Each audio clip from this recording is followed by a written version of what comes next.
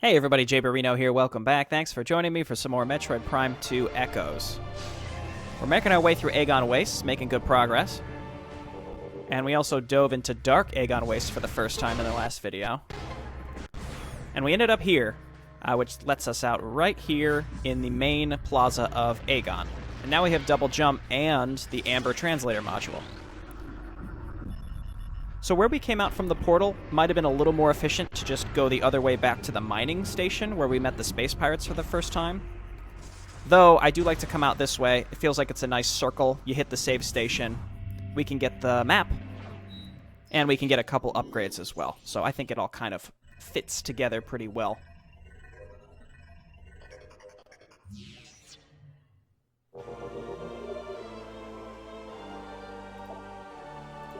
So similar to the first game, I've routed myself through this one. I'm pretty happy with it. Again, it's not super optimal for like a speed run, but in terms of like a really good showcase for the game, I think it all comes together pretty well. So we got our map, and now that we have double jump, we can skip parts of this and get up to the top relatively quick.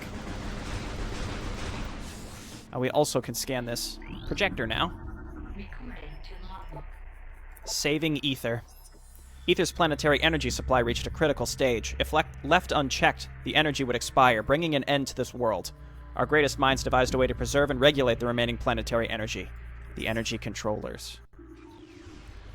That gives me kind of a Dark Souls vibe, you know? Like they're artificially trying to keep the planet a specific way, kind of against how nature would take it. I mean, I don't think we're supposed to interpret it negatively here like we would in Dark Souls. Alright. Another energy tank I will happily take.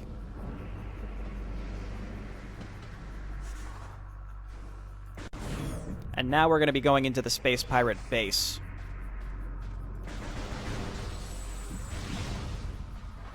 Which is kind of hidden behind the sand falls here.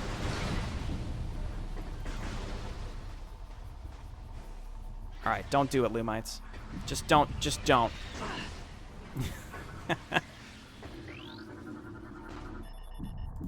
This is a statue of D. Chur, the child hero of Agon. Once a lowly acolyte squire, he became a warrior when the temple was attacked. All warriors but Dechur were slain, leaving the boy as sole defender of the temple. He served Agon for nearly a centacycle before being lost in battle on Dark Ether. Well, we're gonna springboard off of you, buddy. More lore. There's going to be a lot of lore in this episode because we're going to be getting a lot of pirate logs. The stellar object. By the time we detected the stellar object as it streaked towards our world, it was too late to stop it. We fired numerous weapons at it in a vain attempt to alter its trajectory. Nothing worked. Our efforts placed a great strain on the energy controllers and weakened Ether. All we could do as the object drew closer was take shelter and wait. We gathered stores of food and water, reinforced the shielding on our dwellings, and spent the last hours in peace.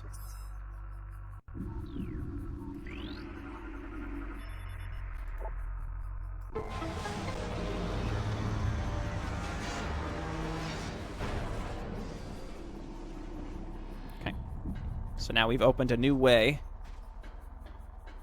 So the main space pirate presence on Ether is in Agon. That's exactly where we're going right now. And look, they brought some Phazon with them. This storage unit has been modified to transport radioactive material. Rad scans indicate the presence of Phazon energy. Handle with caution. Shocking that the pirates are experimenting with Phazon still.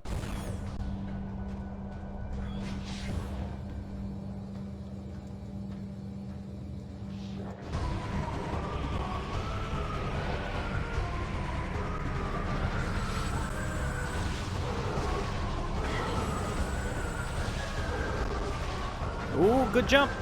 Oh, I think I got him, actually. Good job, missile.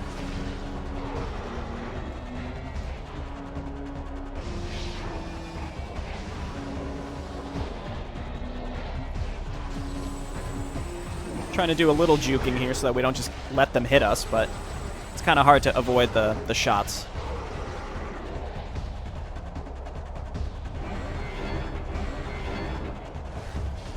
Okay, so make sure you scan these here, because I don't think you have an opportunity to later. Because while these turrets do exist later in the game, I don't think you can scan them.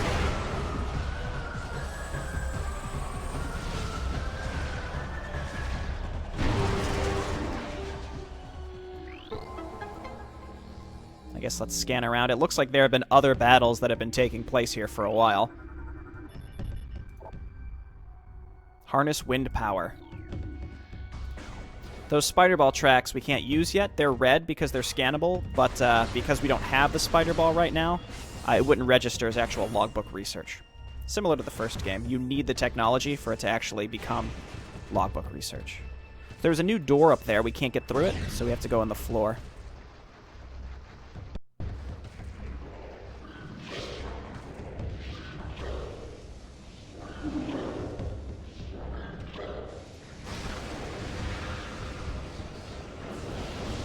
So they're sending troopers through the dark portals because that's exactly what space pirates would do. Experiment with dark ether and phazon. So if it wasn't clear, the meteor that hit ether was similar to the meteor that hit Talon 4. It's a phazon meteor.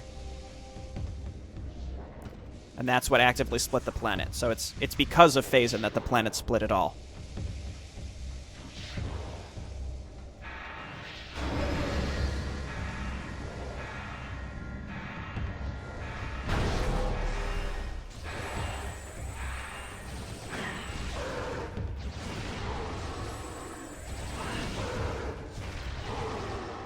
All right, I hope you're ready for some hot pirate lore. Also, new type of door. Dark energy may damage it. All right, here we go. Cycle 4. Phazon operations. Science teams detected the presence of phazon in the Dasha system 4 cycles ago. High Command authorized the deployment of our team shortly thereafter. Our orders are to establish a base on planet Ether and evaluate local phazon resources. Because this world lies on the periphery of Galactic Federation territory, we are following stealth protocols at the highest level. A cadre of elite commandos has been dispatched to provide security for our force as well. This operation is now underway. Yeah, and those elite pirates are a real pain in the ass later. Local conflict. Intelligence reports on the indigenous population of Ether are in error. This planet is not at peace, nor are the inhabitants docile. Evidence of a Class 4 conflict is present here, though hostilities are at a minimum level now. Our territory has suffered several raids by a strange type of shadowy creature. These raids have caused considerable damage, and we have requested more combat troops in response. And we're on to Cycle 5. Great discoveries. A spatial anomaly has been found within our base. We believe this rift in space-time leads to a parallel dimension of some type, but have been unable to interact with it thus far. A strange artifact was found near the anomaly as well. It may be a weapon or generator of some kind. Perhaps it is the key to accessing the anomaly. High Command is eager for reports on the relic. A new weapon for our arsenal is always welcome. Recording to Logbook. Rift Portal. The Rift Portal has been opened. The artifact weapon, dubbed the Dark Beam by Science Team, provides the energy needed to open the portal, although for a limited time. We've sent expeditions through the portal, and they have returned with incredible news. The portal leads to a parallel version of Ether. This dark Ether has suffered a global calamity, turning it into a toxic wasteland. It is the homeworlds of the shadowy creatures who have been raiding our base for the last cycle. Most importantly, it is the prime location of phazon in this sector. Extraction plans are being prepared. We will not be denied. Yeah, so that's where all of the phazon from the meteor is actually in dark ether.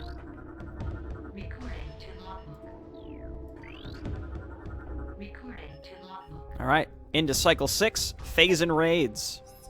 Phazon extraction raids are underway on dark ether. The toxicity of the atmosphere has taken a toll on our workforce, as have the hostile natives of that world. Science Team is preparing survival gear to protect our work teams, and we have increased our security presence in extraction areas. Fortunately, High Command is sending more troops and supplies. Our troops and resources are spread dangerously thin, and this mission cannot fail.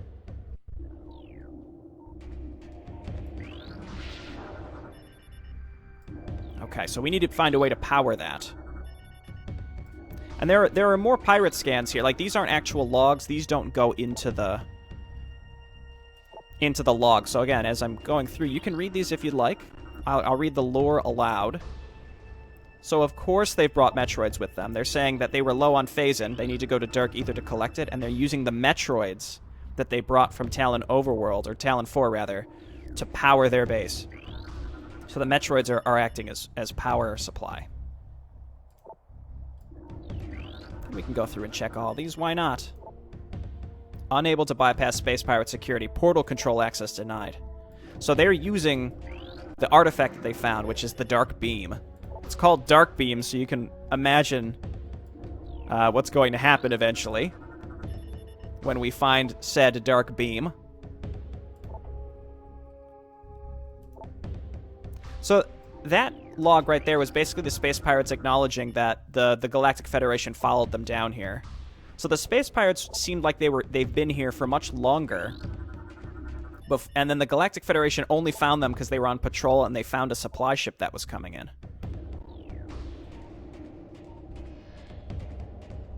And that's what kicked off the events of the game.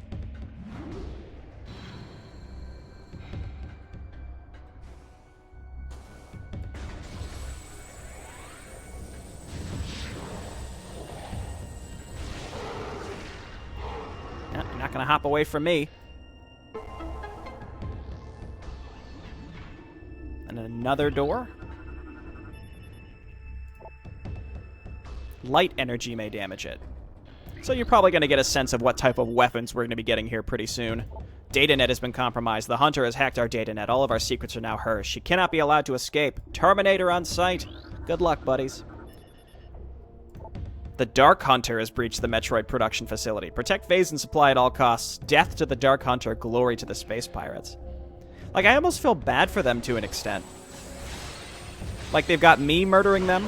They've got the dark version of me murdering them. The Galactic Federation followed them here. There's the local wildlife. And the Ing.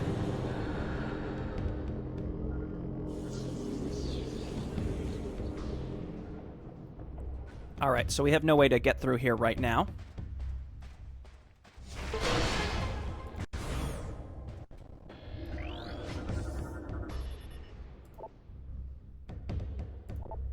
Phazon collection. Even just reading through these as I read them, it's interesting. There's just a lot of little environmental context that you get that I feel like adds a lot to the game. Dark Hunter analysis. Revealed she grows stronger as she consumes Phazon. Already a class platinum AAA threat level, we shudder to think of her power level if she consumes our entire Phazon supply.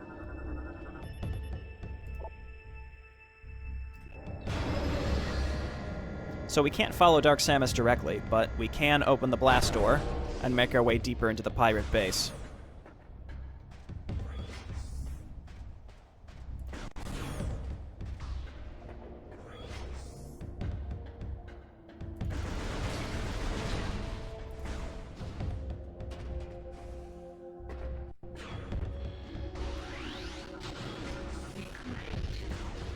Okay, space pirate turrets. When I streamed this, a viewer brought up a good point, how the Space Pirate turrets are very similar to Galactic Federation turrets, probably because they were stolen and pirated. Let's see if we could scan this real quick. Very nice. And of course, they've got Metroids in here. Again, these Metroids are what are powering the base. I think it's kind of neat how the security with the lasers and the turrets are in place specifically to guard where the Metroids are. It's very fitting. I think the first game was very similar to that.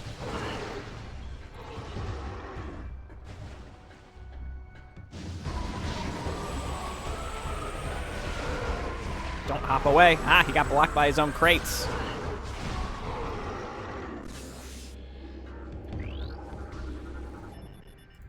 Evidence of symbiotic bonding present in subject's system. Subject is barely alive and is periodically leached of its bioenergy by Metroids. Just threw one of their own guys in there. So here's the Talon Metroids. Taken from planet Talon 4, target leaches bioenergy from its victims. Stunned by concussive blasts, vulnerable to dark energy.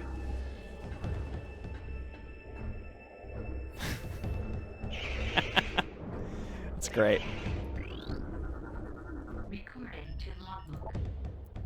The Hunter. Samus Aran, the accursed Hunter, has arrived. The sudden arrival of the Hunter is strange enough, but her actions are stranger still. She does not seek our destruction, but our Phazon. With each raid, she steals phase and ore, only killing those who attempt to deny her. What she needs it for, we do not know, though science team suspects she requires it to power her new armor suit. Dark in color, it is equipped with strange new weapons. The troops now call her the Dark Hunter. It is a fitting title. So they think Dark Samus is us, as I'd imagine they would. Metroids are not pets. I think it seems like at a certain point I think they would have realized that we are not Dark Samus, right? That we are actually separate. But again, like the Ing have been attacking them. The Galactic Federation chased them here. We're here. Dark Samus is here killing them because the Dark Samus wants the phase in. It's just a big mess for these poor space pirates, I guess.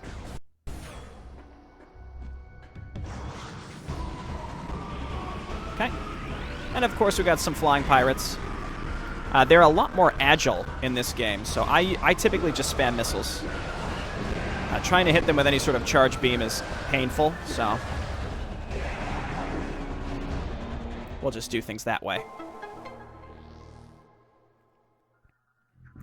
Just a reminder, I think I'm doing good on scans. I think the floating light balls that shoot you with lightning, I need to scan those, I'm pretty certain.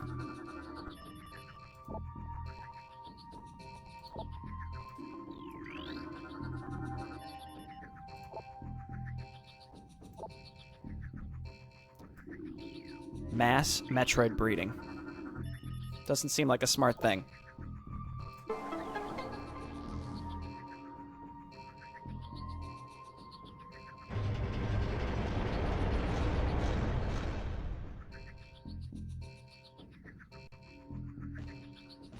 Alright, so we can get an energy tank by aligning these a certain way, and then we have to realign them to get out of the room.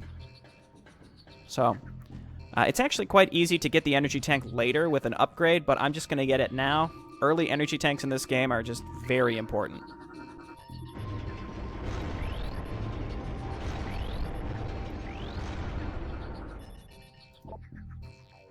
Believes the Metroids can be trained. Good luck.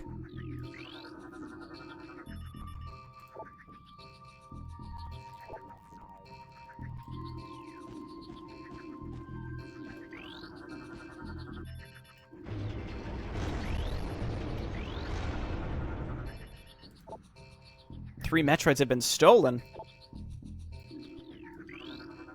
Well, they are space pirates after all. The Dark Hunter was spotted near the Metroid tanks. She attempted to breach the containment racks without success, then escaped. Perhaps she is behind the recent Metroid theft. Hey, yeah, maybe. Metroid Unit 318 was put down today.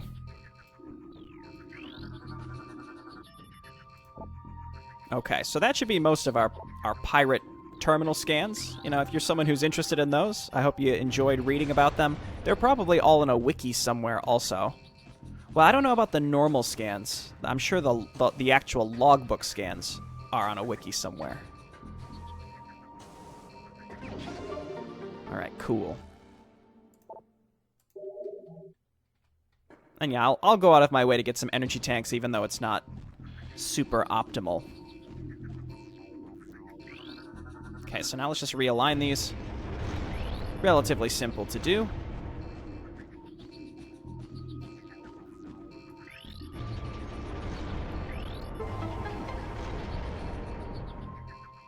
And then the game is nice enough to show you the little pathway you've made. Because I guess it assumes that you accidentally aligned them in this specific fashion. I don't know.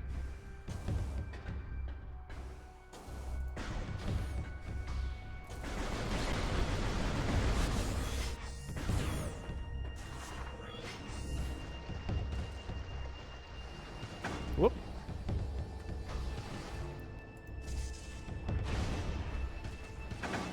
Alright, so Spring Ball actually makes this not too bad.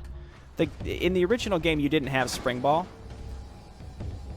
So the game assumed that you would have to be using Morph Ball bombs, which is more time-consuming than Spring Ball. Spring Ball is instant.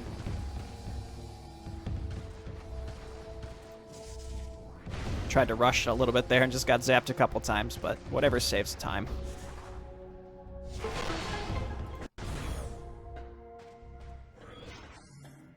Okay. And just for safety, let's hit this. Again, really just for crashing. I could use save states as well. In fact, that would probably be way more efficient.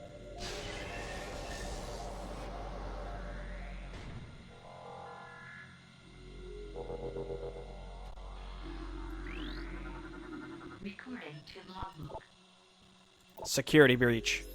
The Dark Hunter teleports into the base at will. Our security is proven next to useless against her. Her latest raid was disastrous. Not only did we lose more phase into her, but she also crippled the stealth field generator with her strange new weapons. We are exposed. Until the replacement generator arrives, we will be vulnerable to scans and detection. Our presence here is still minimal. Should the Federation find us, we will be unable to defend our position. Fortunately, Ether is on the fringe of Federation space. With luck, we will have a stealth field back in effect before being detected. So again, kind of working backwards. Space pirates were here. Dark Samus shows up to gobble up their phase in, destroys their stealth, which results in them needing to get a new one. As the frigate with the new ones coming in, and new supplies and reinforcements, Galactic Federation patrol finds them.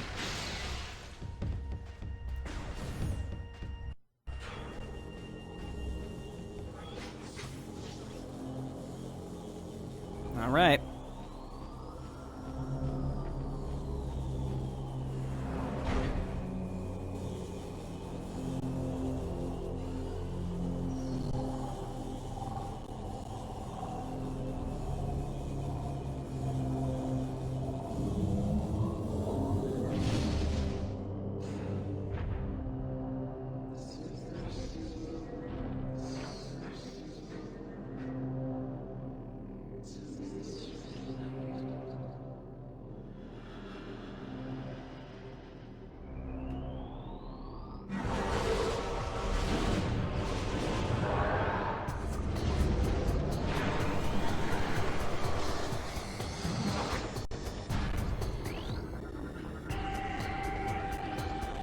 So let's scan her. You'll notice it says Dark Samus 1, and Dark Samus is only at 25%. So we'll be seeing a lot more of Dark Samus.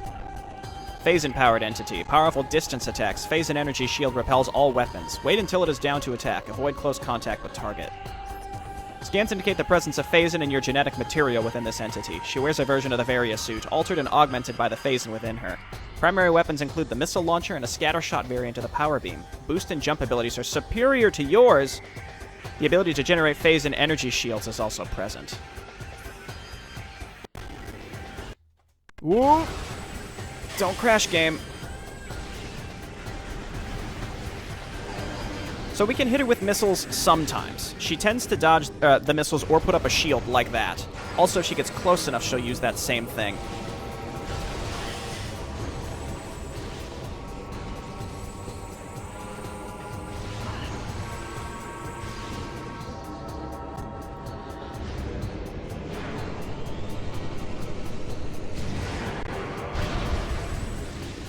So typically when she hops away like that, it breaks lock-on. So missiles become less and less effective, but you can hit her with a nice charge beam here if you time it right. She has iframes as she's standing up with the Phazon bubble. So it's really just knowing when she's vulnerable to actually take damage and when she's invulnerable. So you have like a really brief window right here before she hops.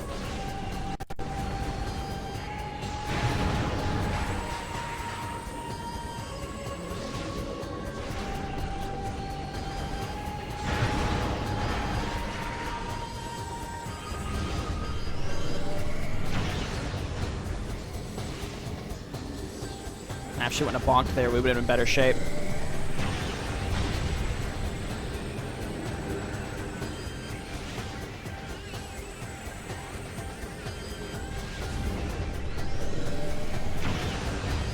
Is she dope? Now she bonked.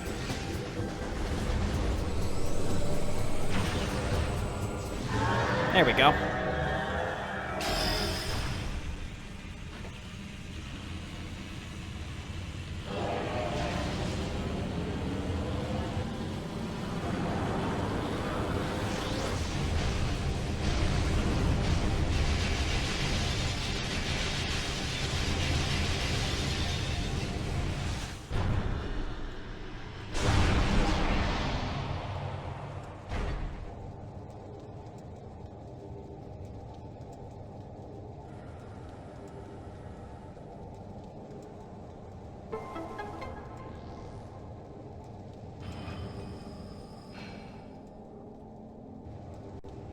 I really enjoy all the Dark Samus encounters. I want to scan this phase in here because it is a research.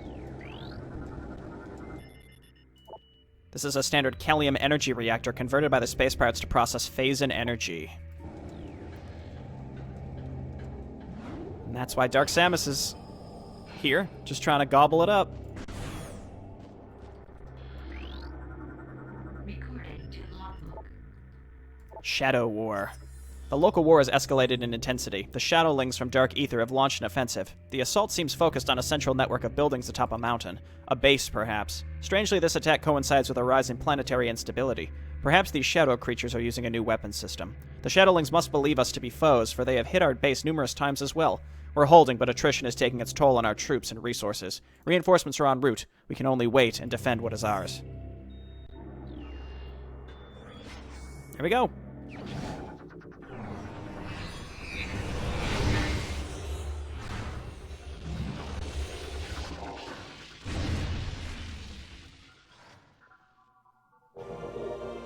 We got the Dark Beam.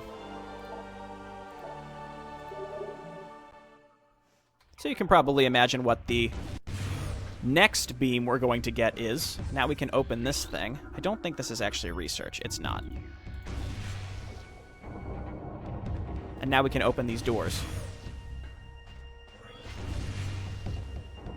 Which opens a little shortcut back to the main area. Metroid Brood generation underway. Metroids are not pets. Recording to Logbook. Space Pirate encrypted data. Federation attack. Another disaster. The transport bringing our reinforcements and supplies has been shot down. It was engaged in orbit by a Federation vessel, which has landed near the alien temple. It's only a matter of time before the Marines attack. Survivors from our ship have made their way to our base. Here we shall make our stand. Another enemy. First the Shadowlings, then the Dark Hunter, and now the Galactic Federation Marine Corps. Perhaps fate will smile upon us before the world itself opens its maw and swallows us. Yeah, everybody hates the Space Pirates, but they kind of deserve it. They call themselves Space Pirates after all. Okay, we're going to have a new enemy in here. This is the Space Pirate Grenadier. And we can just see that we can kill them in 2 hits with the Dark Beam. Very strong. Okay. And now we can power the portals. So we can power the dark portals. The unspoken problem here is we have no way to power a light portal to come back, right? But that's a problem for our grandchildren.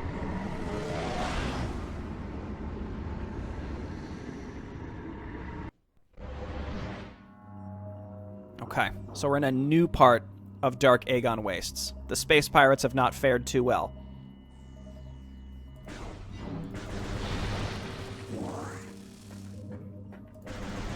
So we can see one of our first Dark Temple keys up there. The darkened crystals here are actually research.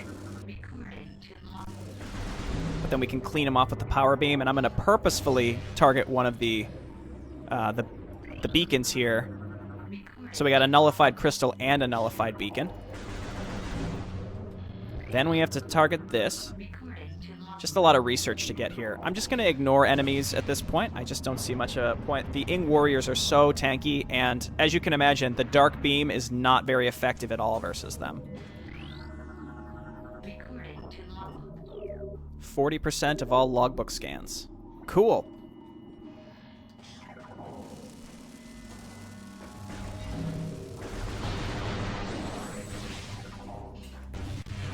Alright, so I could have gotten that key, but instead we're going to go this way first. Alright. And phase-in explosion damage does not discriminate, so I'll see you later, Ing warrior. Okay, light beam door we can't get through yet. And see, there's a light portal, but we can't actually use it because we have no light beam to energize it.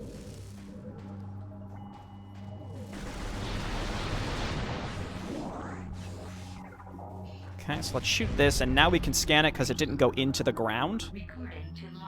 So there's the lift crystal. Then up here.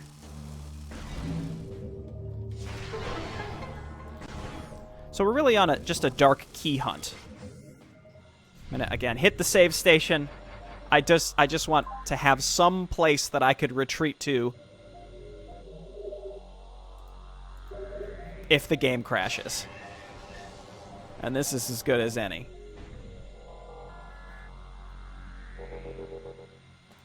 That's where we came in. So this aligns with what the pirate logs were telling us. The space pirates have been basically sending expeditions into Dark Ether to gather Phazon and bring it back. Yeah, taking Phazon damage and Dark Ether atmosphere damage is the last thing I want to be doing right now.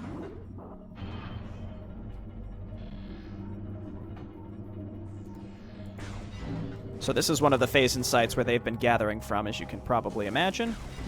And we have to scan these terminals.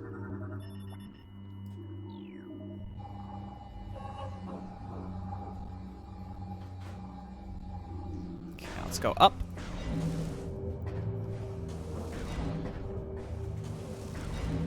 And you can't scan this from the ground. You have to be facing them from a specific direction for the scan to register. So you might think, oh, why do you have to climb the platforms when you can see it from the bottom? No, there's a couple places in the game where they account for that, interestingly enough, and force you to come at them from a specific angle. Oops.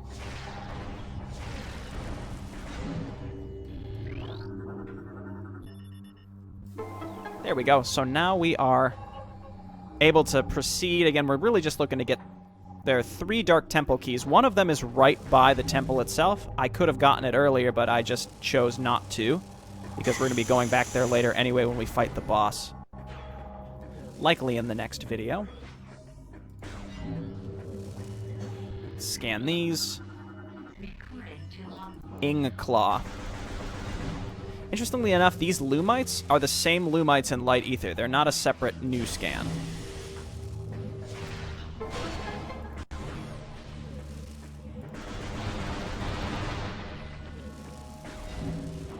So you might recognize this whole area. This is the dark version of the pirate base. All right, let's go ahead and hit these.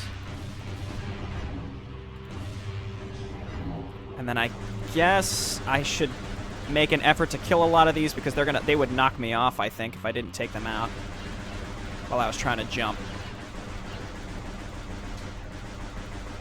There we go.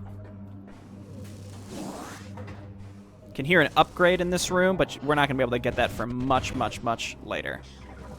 A long time. Target shows signs of Phazon radiation poisoning and extreme exposure to Dark Ether's atmosphere. All gear and weapons have been removed from the target.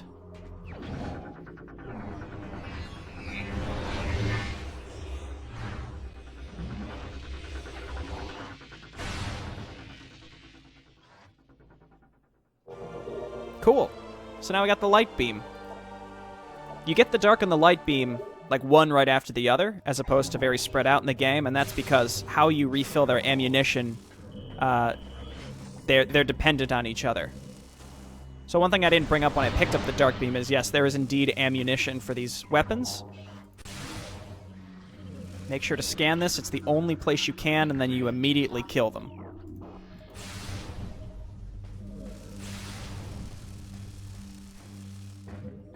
So like if we want dark beam ammo, we could kill these storage caches, and it'll drop dark beam ammo. As long as we kill them with the light beam, and then vice versa.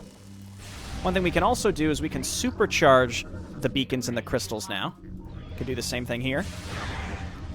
And if darkling enemies walk into the field, then they instantly die. So we're going to use that to our advantage quite a bit throughout the game.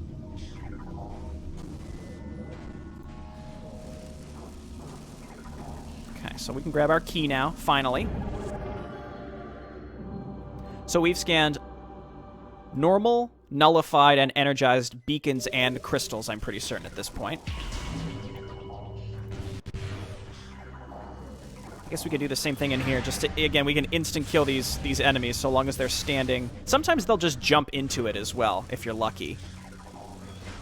They'll just jump right into an energized beacon, which is quite funny. So let's Let's see if we can get some light beam ammo. Obviously, when you're in the dark world, light ammo's at a premium. When you're in the light world, dark ammo's at a premium.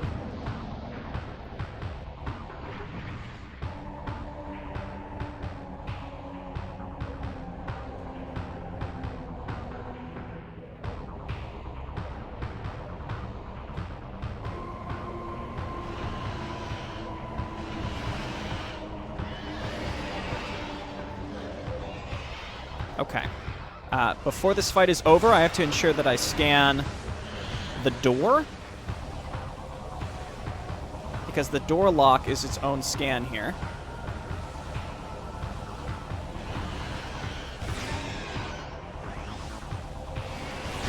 So you can see how quickly we can kill Ing warriors now, if you remember how many normal power beam charge shots it took. The dark beam and the light beam are all about countering. And just ensuring that you are using the right weapon in the right circumstance.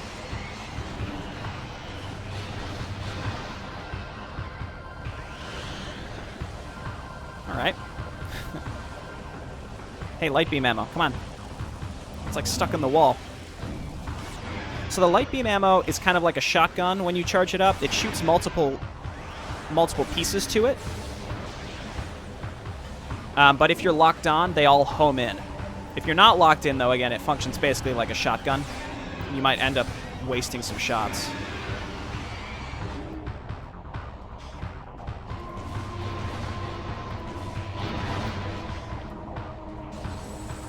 You don't actually have to charge up your beam to draw in the ammunition. Thankfully, it just draws straight into you without having to charge your beam like normal, which is a blessing. I just do it out of habit, though.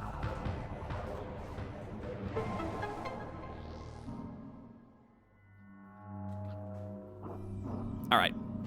There's our second key, and then the third key is back in the first part of Dark Aether. I'm going to show my map real quick. So the way that Dark Aether typically works is it's in chunks. So like this chunk here was where we came in through the first portal. This chunk here is where we came in through the pirate base. And there's a hallway here that connects them, but we can't access it because there's a green door that we can't interface with yet. And that's how most of the Dark Aether stuff will work in this game. And that makes it, I think, a little easier to navigate. And then later, at the end of the game, when you're coming in item hunting, you'll have the tools to connect the different areas. What I'm going to do is just go buy these for now. And then I can scan them.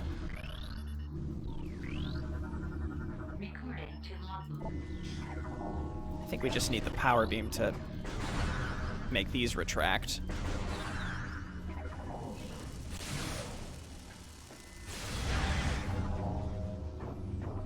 Okay, so I think we're ready to return to Light Aether. We've got the light beam, and we've got 2 temple keys, which are the 2 that we can get in this specific part of Dark Aether. And if we want the last key and to get to the Dark Temple itself, we need to go back to the first part of Dark Aether.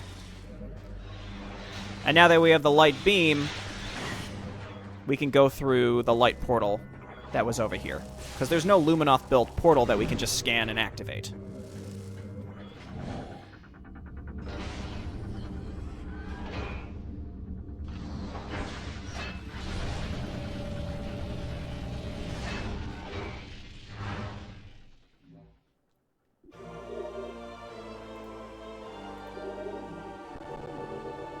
So these are our ammo stations. There aren't too many of them in the game, and I think they're all in Dark Aether.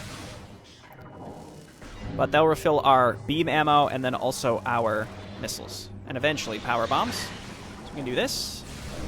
Did I scan? I did.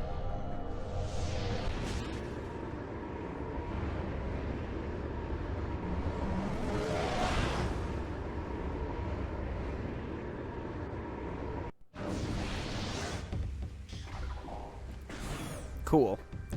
So I'm more than willing to use my beam ammunition. I think, you know, a lot of people who might play this game, they have too good to use syndrome, just like some folks might with their missiles. I'm just going to use my beam ammunition in the best way I think is proper for each situation. So this is actually the long way around to get back to the front of the pirate base, but I have a reason for doing so, and I'll explain it when we come back next time, because this is where I'm going to stop for today. Alright, thanks everyone for watching. I'll see you then. Bye-bye.